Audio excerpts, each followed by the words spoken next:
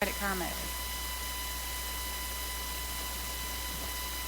I see it as a place where you can keep the record of good people who use their credit, so they can use the information that put in to see who have good credit and who have bad credit.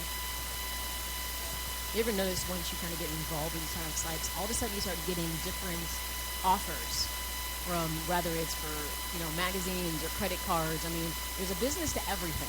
They're not really out there just to make sure that you know your credit score, which FY, you know the difference between a credit score and a FICO score. But one of the key things about what is credit, it's ultimately a tool that allows for a lender to determine what your risk is. That's right.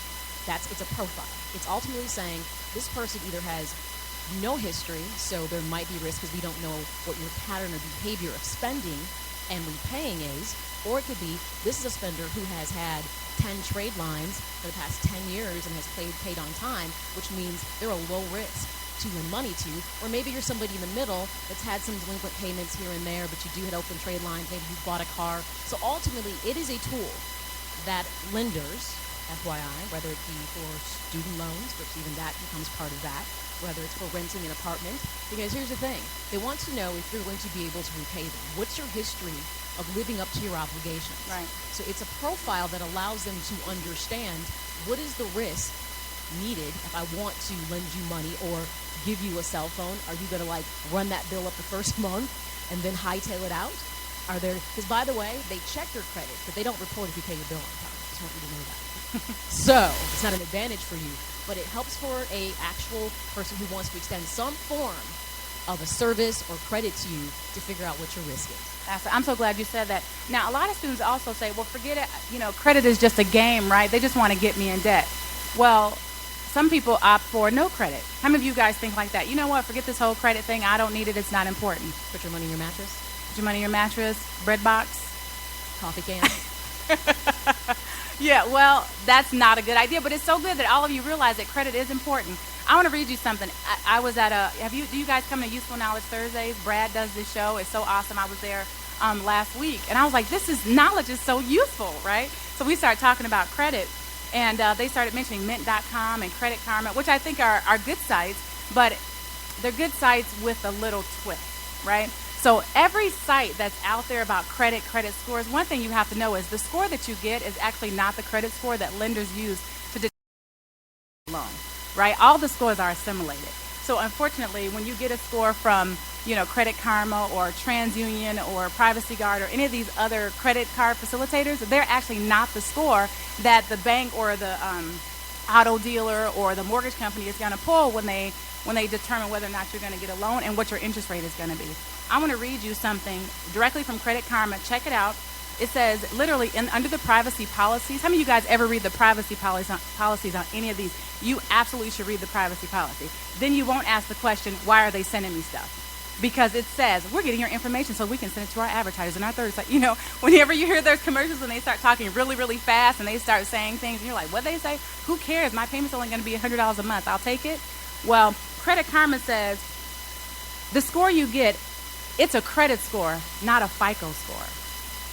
The scores that you see that are free and available to the public are assimilated scores. They are not actually FICO scores. Is there any other difference between a credit score and a FICO score? I'm going to tell you. I will tell you. Okay? There are a number of different types of credit scores. There's a FICO score, there's a Vantage score, there's an insurance score, there's a business credit score.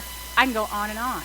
There are lots of scores out there, but the score that really is used to determine your eligibility for a loan or what kind of interest rate somebody's going to charge you is the FICO score. That is the score you have the least access to. Now, what do you think about that? The score that determines everything about the money that you earn and how much you're going to pay for something is the score that you really don't have access to. Didn't know that, right?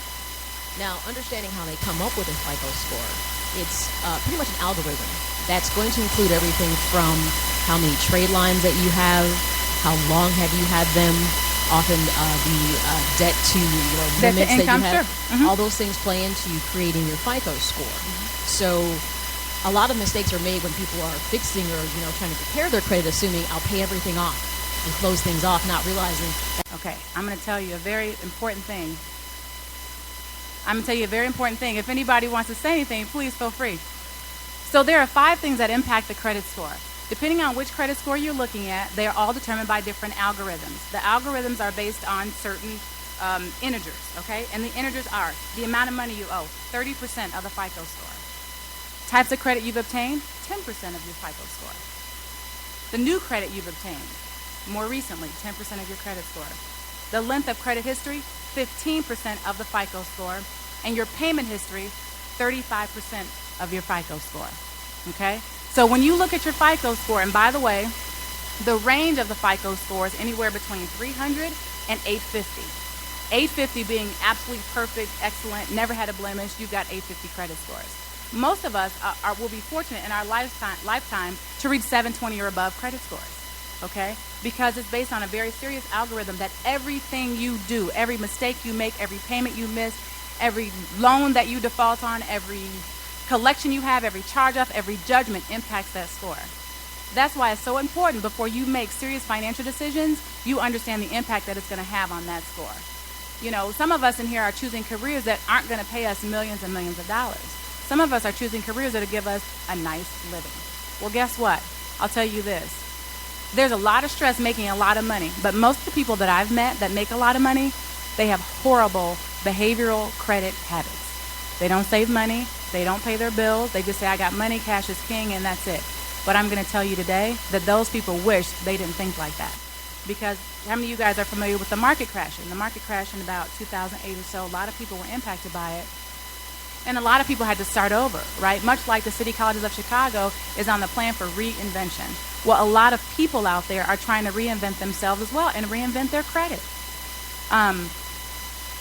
It's imperative that you understand the importance of making good financial and credit decisions and understanding the impact of a late payment, of overextending your credit, of putting something on a credit card and not having the money to pay it off at the end of the month.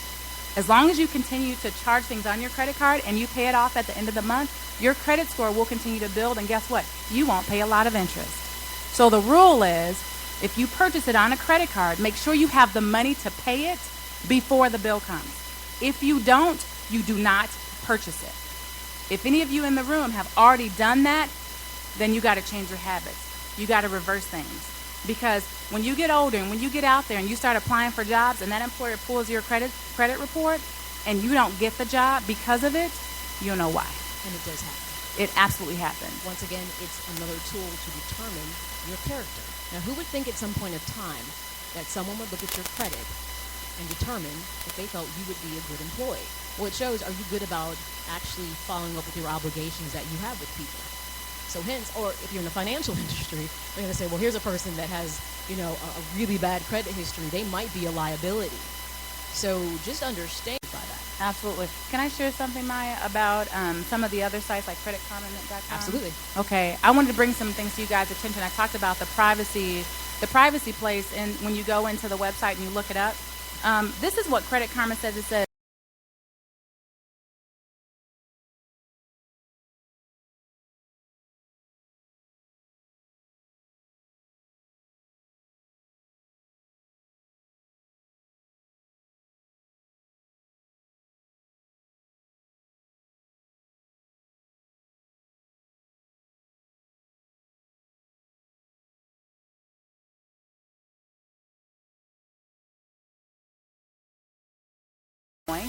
and then you get something in the mail called a pre-approved offer. Well, I wonder how that happened.